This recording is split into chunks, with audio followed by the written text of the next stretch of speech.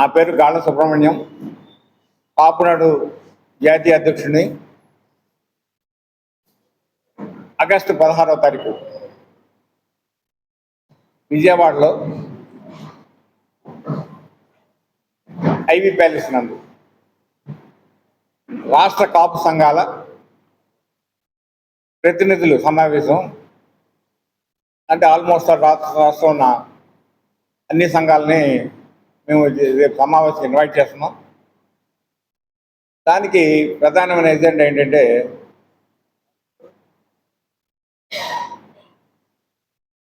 కాపుల సమస్యలు, దాని మీద ఒక చర్చ జరిగి కార్యాచరణ వైపు వెళ్ళాలనే ఆలోచనతో ఆ సమావేశాన్ని ఏర్పాటు చేస్తున్నాం. ఈ సమావేశంలో అన్ని రాజకీయ పార్టీ ప్రతినిధులు, అంటే TDP, YCP, Congress, Janasena, BJP అన్ని పార్టీలని ప్రతినిధుల్ని పిలుస్తున్నాం. ఈ సమావేశంలో అంటే మాకు టీడీపీ మేనిఫెస్టోలో కానీ ప్రైవేట్ పరంగా కానీ అనేక హామీలు ఉన్నాయి. కాపు రిజర్వేషన్ సబ్జెక్ట్లో కానీ, ఈడబ్ల్యూఎస్ కానీ, తర్వాత మాకు కొన్ని డిమాండ్స్ ఉన్నాయి. ఆ డిమాండ్స్ ఏంటంటే రాష్ట్రంలో కాపు భవనాలని కట్టాలని చెప్పి ఒక నిర్ణయం తీసుకున్న తర్వాత కొన్ని చోట్ల కట్టారు, కొన్ని చోట్ల కట్టలేదు. అన్నీ పూర్తి చేసి వాటిని కాపు కార్పొరేషన్ల పరిధిలోకి తీసుకురావాలి. ఎందుకంటే ఇప్పుడు దాకా అది BC welfare cooperative society, BC welfare department ఉండిపోయింది. దానివల్ల మా సంఘీయులు ఏదైనా కార్యక్రమాలు చేసుకోవాలన్నా, పెళ్ళిళ్ళు కానీ రకరకాల కార్యక్రమాలు చేసుకోవాలన్నా ఇబ్బందికరమైన పరిస్థితి ఏర్పడింది. కాబట్టి కాపు భవనాల్ని కాపు కార్పొరేషన్ పరిధిలోకి తేవాలని చెప్పి ఇలాగ అనేక సమస్యల మీద మేము రేపు ఈ సమావేశం ఏర్పాటు చేస్తున్నాం. ఈ సమావేశానికి రాష్ట్రంలో నుండే కాక మా చుట్టుపక్కల సౌత్ ఇండియాలో ఇటు కర్ణాటక, పాండిచ్చేరి, కేరళ, ఒరిస్సా ఈ ప్రాంతాల నుంచి కూడా ప్రతినిధులు రాబోతున్నారు మాకు సంఘీభావంగా. కాబట్టి దీన్ని మీ ద్వారా కాపు సమాజానికి తెలియజేద్దామని చెప్పి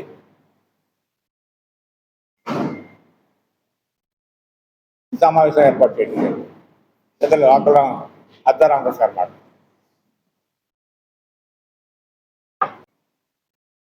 పాత్రికేయ మిత్రులకి, అలాగే ప్రింట్ మీడియా మిత్రులకి, ఎలక్ట్రానిక్ మీడియా మిత్రులకి నమస్కారం.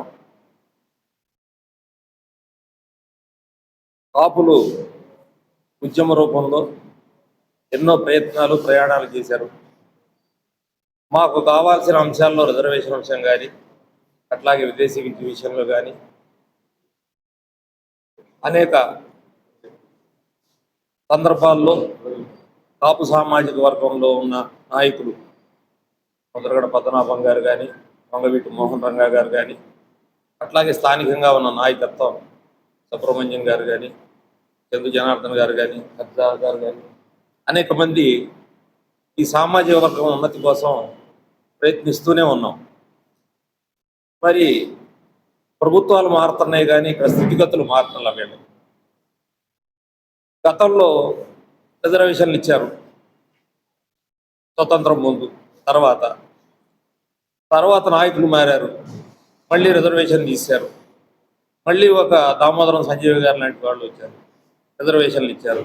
సంజీవ్ రెడ్డి గారు వచ్చి తీసేశారు. అసలు ఎందుకని ఈ జాతి మీద వివక్ష, ఎందుకని మమ్మల్ని ఇట్లా అడగదొక్కుతున్నారనేది అది ఒక సందేహంగానే మిగిలిపోయింది. మరి ఇలాంటి పరిస్థితులు ఉత్పన్నం కాకుండా మరి మా అనేక సంఘాలు ఉన్నాయి, దాన్ని అవమానపరుస్తా మాట్లాడుతున్న నాయకులకు కూడా మేము సంఘటితంగా ఉన్నామనేది మరి గతంలో రంగా గారు కాపునాడు పెట్టినప్పుడు, అట్లాగే ముద్రగడ పద్మనాభం గారు నిర్వహించిన కాపునాడు సభ ఒక నిర్వచనంగా తీసుకోవచ్చు. మరి ఈ రోజున రిజర్వేషన్ అంశంలో మరి ఒక ప్రభుత్వం రిజర్వేషన్లు ఇవ్వటానికి సాధ్యం కాదు కానీ ఈడబ్ల్యూఎస్ ఇస్తానికి అవకాశం ఉందని చెప్పి ఒక ప్రభుత్వం చెప్పడం, తర్వాత వచ్చిన ప్రభుత్వం దాన్ని మళ్ళీ పక్కన పెడతాం. ఈ రకంగా మా సామాజిక వర్గం కానీ, మా సామాజిక వర్గంలో ఉన్న విద్యార్థులు, ఉద్యోగస్తులు కానీ వారు కూడా రిజర్వేషన్ ఫలాలు అందక మరి ఎక్కడేసిన దొంగలు అక్కడే ఉన్నట్లుగా వాళ్ళ స్థితిగతులు కూడా అట్లాగే ఉన్న ఏమాత్రం మార్పు కనపట్టలేదు. ఉన్నత విద్య చదవటానికి మరి అనేక మంది మరి రాజశేఖర రెడ్డి గారు ఆనాడు మైనారిటీస్కి 4% రిజర్వేషన్ ఇచ్చిన తర్వాత ఎంతమంది డాక్టర్లు అయ్యారు, ఎంతమంది ఇంజనీర్లు అయ్యారు. మరి అలాంటి పరిస్థితి అనేక చిన్న కులాలకు కూడా మళ్ళీ వాళ్ళని రిజర్వేషన్ అంశంలో చేర్చి వాళ్ళకు కూడా రిజర్వేషన్ ఇవ్వడం జరిగింది. మరి మాకు కూడా రిజర్వేషన్ ఇస్తే మాలో కూడా ఎక్కువ శాతం మరి రాష్ట్రంలో సుమారుగా 1 కోటి చిల్లర జనాభా మరి ఈ సామాజిక వర్గంలో ఉంది. మరి ఈ సామాజిక వర్గాన్ని వాడుకోవటం వదిలేయటం లాగానే ఉంది, కానీ ఈ సామాజిక వర్గానికి సరైన న్యాయం జరగట్లేదనే ఒక తలంపు మాలో వచ్చి ఈ ఐక్య కార్యాచరణ తీసుకోవడానికి మరి మేమంతా మా నాయకత్వం అంతా సిద్ధంగా ఉంది. ఆగస్టు 16వ తారీఖు మరి పెద్ద ఎత్తున రాష్ట్రంలో ఉన్న నాయకత్వమే కానీ, సామాజిక వర్గంలో ఉన్న సంఘీయులే కానీ, నాయకులు కానీ వీళ్ళందరినీ పిలిచి మేము ఏకతాటిపై ఉన్నామనే ఒక గుర్తు చేయడానికి ప్రభుత్వాలకు కానీ, గత ప్రభుత్వాలకు కానీ, ప్రతిపక్షాలకు కానీ ఒక గుర్తు చేయడానికి, అలాగే మరి ఈ సామాజిక వర్గంలో స్వతంత్ర సమరయోధులు అనేక మంది ఉన్నారు. ఈ దేశం కోసం, ఈ రాష్ట్రం కోసం, ఈ ప్రజల కోసం పాటుపడిన వాళ్ళు అనేక మంది ఉన్నారు. మరి వాళ్ళ స్మృతికి కానీ, విద్యార్థులు హాస్టల్ వసతికి కానీ ఇట్లాంటి కావాలని గతంలో డిమాండ్ చేశాం. ఇప్పుడు కూడా రాజధానిలో మాకు ఒక 5 ఎకరాల స్థలాన్ని కేటాయించితే ఈ సామాజిక వర్గానికి సంబంధించిన అనేక అంశాలు అక్కడ స్మృతులు పెట్టుకోవడానికి ఆ నాయకులు, మా గతించిన నాయకుల స్మృతివనంగా ఏర్పాటు చేసుకోవడానికి అవకాశం ఉంటుంది. కాబట్టి అది కూడా ఒక చర్చనీయాంశంగా దీంట్లో తీసుకుంటాం. ఖచ్చితంగా 16వ తారీఖు దిశ ఏర్పాటు చేయడానికి కార్యక్రమాన్ని ఏర్పాటు చేశాం. కాబట్టి అన్ని రాజకీయ పార్టీల్లో ఉన్న కాపు ప్రముఖులు కానీ, అన్ని సంఘాలకు సంబంధించిన అధ్యక్షులు కానీ, కార్యదర్శులు కానీ ఈ సమావేశానికి వస్తారని తెలియజేస్తూ, మరోసారి పత్రికా ముఖంగా కూడా, మీడియా ముఖంగా కూడా వారికి అందరికీ తెలియజేస్తూ ఈ సమావేశాన్ని విజయవంతం చేయవలసిందిగా కోరుతున్నాను. ఈరోజు ఈ పత్రికా సమావేశానికి విచ్చేసినటువంటి పాత్రికేయ మిత్రులకు, ఈ సమావేశాన్ని వీక్షించబోయేటటువంటి తెలుగు రాష్ట్ర వీక్షకులకు ముందుగా నా నమస్కారాలు. ఈరోజు ఈ సమావేశానికి ప్రధాన కారణం ఏంటంటే, ఇప్పుడే చెప్పారు మా జాతీయ అధ్యక్షుడు వారు, మేము సంఖ్యాపరంగా ఈ రాష్ట్రంలో అత్యంత ఎక్కువ జనాభా కలిగినటువంటి ఏకైక కులం ఈ కాపు, బరిజ, తెలగ, తూర్పు కాపు, ఒంటరి. మాకు అనేక దశాబ్దాలుగా అనేక సమస్యలతో మేము చాలా ఇబ్బందులు పడుతూ వస్తున్నాం. మేము ఈరోజు 175 నియోజకవర్గాల్లో కూడా ఏ ప్రతినిధి గెలవాలన్నా కీలక పాత్ర పోషిస్తుంది ఈ కులమే. ప్రతిసారి ప్రతి రాజకీయ పార్టీకి అడ్డదడ్లుగా నిలబడుతున్నాం, నాయకులకు అడ్డదడ్లుగా నిలబడుతున్నాం. వారికి మా సంపూర్ణ సహాయ సహకారాలు అందిస్తున్నాం. మా సంపూర్ణ సహాయాలతోనే వాళ్ళు ఈరోజు ప్రజాప్రతినిధులుగా ఈరోజు శాసనసభకు కానీ, వివిధ రాజకీయ స్థానాలకు కానీ రాగలుగుతున్నారు. స్వాతంత్రం వచ్చినప్పటి నుండి కూడా మాకు ఏ రోజు ముఖ్యమంత్రి పీఠాన్ని అధిష్ఠించకపోయినా కొన్ని శతాబ్దాల క్రితమే మా జాతి యొక్క పరిపాలన దక్షతని నిరూపించినటువంటి మన చక్రవర్తి ఆనాటి నుండి నేటి వరకు కూడా సుపరిపాలన దక్షుడిగా పేరు ప్రఖ్యాతులు పొందుతున్నటువంటి శ్రీకృష్ణదేవరాయల వంశీకులం మేము. అంటే మా పాలన దక్షతని ఆ రోజు ఆయనే నిరూపించాడు, మేము ఏంటి అనేది.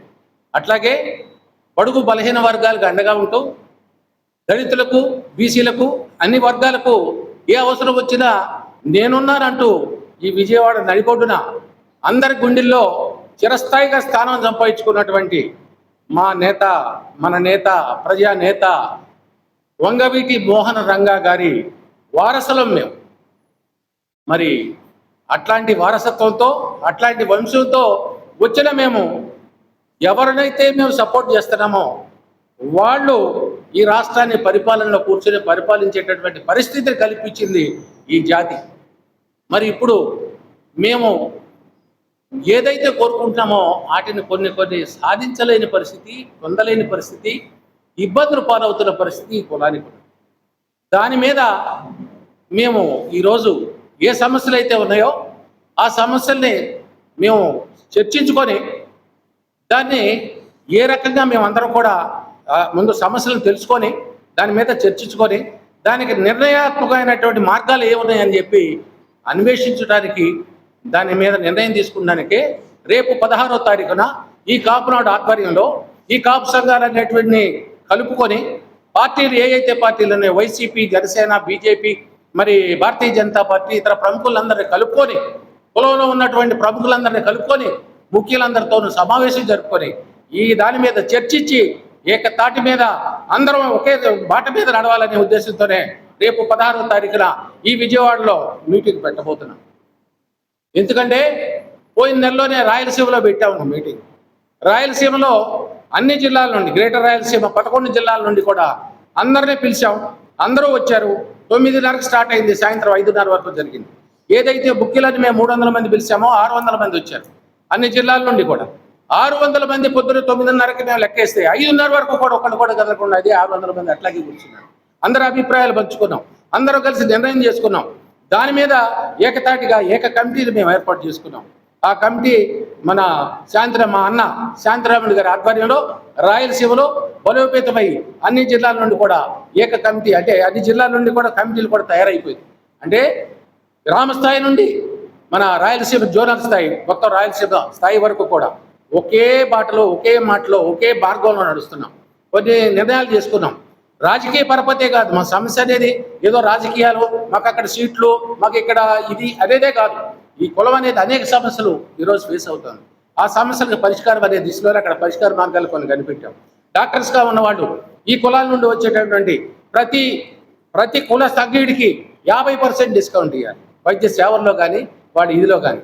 అట్లాగే వ్యాపారస్తుల్లో ఉన్నాడు, అట్లాగే విద్యా సంస్థల్లో ఉన్నటువంటి వాడు, అట్లాగే వివిధ రంగాల్లో ఉన్నటువంటి వాడు అందరూ కూడా ఈ ఎవరికాళ్ళు ఇంటర్నల్గా హెల్ప్ చేసుకుంటూ, మరి అదే రకంగా ఏ పార్టీలో ఏ వ్యక్తి నిలబడినా ఆ వ్యక్తికి ఈ కులం అంతా కలిసి ఒక సపోర్ట్ ఇచ్చి మనం అన్ని పార్టీల్లోనూ అన్ని వ్యవస్థల్లోనూ కూడా బలోపేతం కావాలనేటువంటి ఒక నిర్ణయానికి వచ్చాం. మాకు అడ్వర్టైజ్మెంట్ కాదు, మాకు సోషల్ మీడియాలోనే ఇంకో చోట మేము కావాలని కాదు. రాయలసీమ నుండి ఏ నాయకుడు కూడా మీడియా ముందుకు వచ్చో లేకపోతే ఇది వచ్చో అది చేస్తామనేది కాదు మాకు కావాల్సింది. మాకు అక్కడ ఫలితాలు కావాలి. ఆ ఫలితాలకి మార్గం అక్కడ బీజం పడింది. ఆ బీజాన్ని రాష్ట్ర వ్యాప్తంగా విస్తరించాలనే ఉద్దేశంతోనే రేపు 16వ తారీఖు విజయవాడలో మీటింగ్ పెడుతున్నాం. ఈ మీటింగ్ అన్ని పార్టీల నుండి కూడా ప్రముఖులు వస్తారు. అన్ని కాపుకు సంబంధించినటువంటి అన్ని వర్గాల నుండి కూడా అందరూ వస్తారు. ఇక్కడ ఒకే నిర్ణయం మీద ఒకే బాటలో అందరూ కూడా నడుస్తాము. మరి దాని మీద మరి ఏదైనా చిన్న భేదాభిప్రాయాలు ఉన్నా, ఇతర సమస్యలు ఉన్నా అందరం కూర్చొని పెద్దవారి ఆధ్వర్యంలో అన్ని చర్చించుకొని ఓ పరిష్కార మార్గం తీసుకెళ్ళబోతున్నాం. ఎందుకంటే ఇప్పుడు రాష్ట్రంలో ఎవరు చూసినా కాపులు అంటున్నారు. కాపుల మీద వివిధ రకాలుగా చర్చలు వస్తున్నాయి. వాళ్ళని వీళ్ళు చీల్చేసి రకరకాలైనటువంటి మార్గాల్లో మమ్మల్ని అనైక్యతకి గురి చేసేటువంటి పరిస్థితులు ఉన్నాయి. ఈ పరిస్థితుల నుండి దాటి అందరూ కలిసి ఏకతాటి మీద ఏ రకంగా నడవాలనే దాని మీద ఒక నిర్ణయాత్మకమైనటువంటి నిర్ణయం రేపు 16వ తారీఖు జరగబోతోంది. దానికి పత్రికాముఖంగా మిమ్మల్ని కూడా మేము కోరుకునేది ఏంటంటే, మేము ఏ పార్టీకి వ్యతిరేకం కాదు, ఏ పార్టీకి అనుకూలం కాదు. ఇది రాజకీయ మీటింగ్ కాదు, ఇది కుల మీటింగ్ మాత్రమే.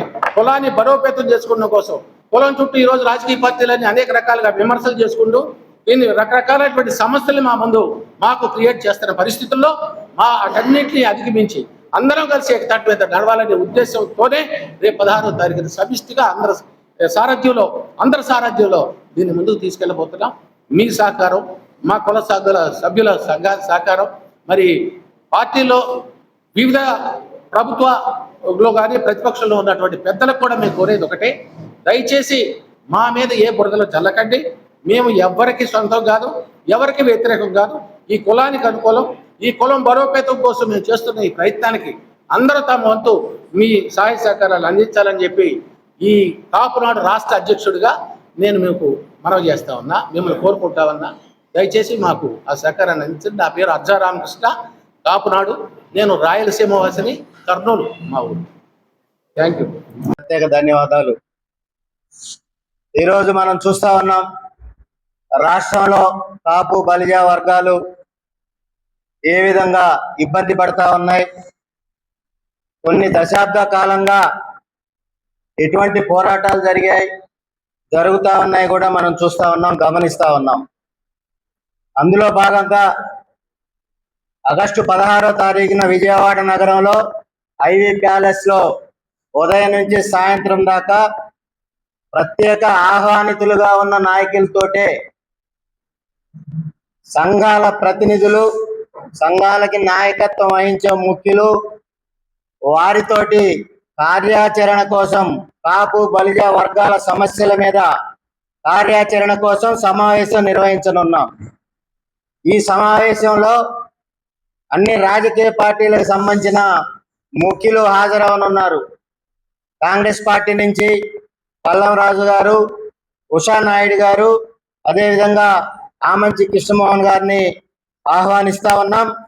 తెలుగుదేశం పార్టీ నుంచి పెద్దలు సీనియర్ నాయకులు బోండా ఉమా గారిని, కన్నా లక్ష్మీనారాయణ గారిని ఆహ్వానిస్తా ఉన్నాం. జనసేన నుంచి ఉదయభాను గారు, అదేవిధంగా కొలిశెట్టి శ్రీనివాస్ గారిని ఆహ్వానించాలని చెప్పి కమిటీ పెద్దలంతా నిర్ణయించడం జరిగింది. వైసీపీ నుంచి పెద్దలు సోదరులు తోట త్రిమూర్తులు గారు, బొత్స సత్యనారాయణ గారు, కన్నబాబు గారు, అదేవిధంగా రాయలసీమ నుంచి మహాలక్ష్మి శ్రీనివాస్ గారిని కూడా ఆహ్వానించడం, బీజేపీలో ఉన్న సీనియర్ నాయకత్వాన్ని కూడా ఆహ్వానించడం జరుగుతూ ఉంది. అయితే ఈ సమావేశం ఎవరికి వ్యతిరేకంగా పెట్టేది కాదు, సంఘ నాయకత్వం ఏ రాజకీయ పార్టీకో ఎవరికో వ్యతిరేకమైనది కూడా కాదు. గతంలో బీసీ రిజర్వేషన్కి సంబంధించిన అంశంలో కేంద్రానికి పంపిన పరిస్థితి ఉంది. అదేవిధంగా ఈడబ్ల్యూఎస్ సంబంధించిన అంశంలో 5% రిజర్వేషన్ ఇస్తూ దాన్ని ఎన్నికల గత ప్రభుత్వ హయాంలో ఈడబ్ల్యూఎస్ 5% అమలు పరచాలని ఆ రోజు పెద్దలు చంద్రబాబు నాయుడు గారు నిర్ణయం తీసుకోవడం జరిగింది. కానీ ఈ రోజు దాకా కాపు బలిజ వర్గాలకి ఎటువంటి రిజర్వేషన్ లేదు. దాని మీద ప్రత్యేక ఎజెండాగా తీసుకోనున్నాము. అదేవిధంగా కాపు కార్పొరేషన్ నిధులు ఎన్నికల సందర్భంగా రాజకీయ పార్టీలు ఏదైతే కాపు బలిజ వర్గాలకి హామీలు ఇచ్చాయో ఎన్నికల మేనిఫెస్టోకి సంబంధించిన అంశంలో వాటిని కూడా అమలు పరచాలి అనే చర్చ కూడా చేయనున్నాం. ఆ రోజు కాపు సంక్షేమం పేరు మీద ప్రభుత్వం అమలు చేసే సంక్షేమ పథకాలకు అదనంగా సంక్షేమం కోసం కనీసంగా రానున్న 5 ఏళ్లలో 15,000 కోట్ల రూపాయలు కాపు బలిజ వర్గాల కోసం ఖర్చు పెట్టే విధంగా ఆ రోజు మాకు హామీ ఇవ్వటం జరిగింది. అదనంగా కాపు భవనాల నిర్మాణాలను త్వరితగతిన పూర్తి చేస్తామని ఆ రోజు పెద్దలంతా కూడా కూటమి నాయకత్వం హామీ ఇచ్చింది. ఇవే కాక ఎన్నో సమస్యలు ఉన్నాయి రాష్ట్రంలో. ప్రత్యేకంగా కాపు కార్పొరేషన్ కి ప్రతి సంవత్సరం 3,000 కోట్ల రూపాయలు నిధులు ఇస్తానన్న నేపథ్యం ఉంది. కాబట్టి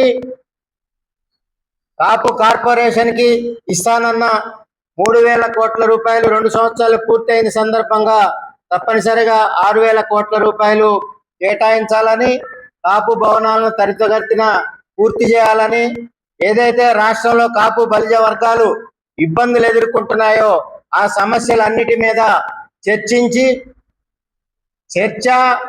అదేవిధంగా తీర్మానాలు, దాని మీద కార్యాచరణ ప్రకటించే అవకాశం. ఈ సందర్భంగా రాజకీయ పక్షాల నేతలు వారి సూచనలు తీసుకోవటమే కాకుండా ఏదైతే కాపునాడు నాయకత్వం రాష్ట్ర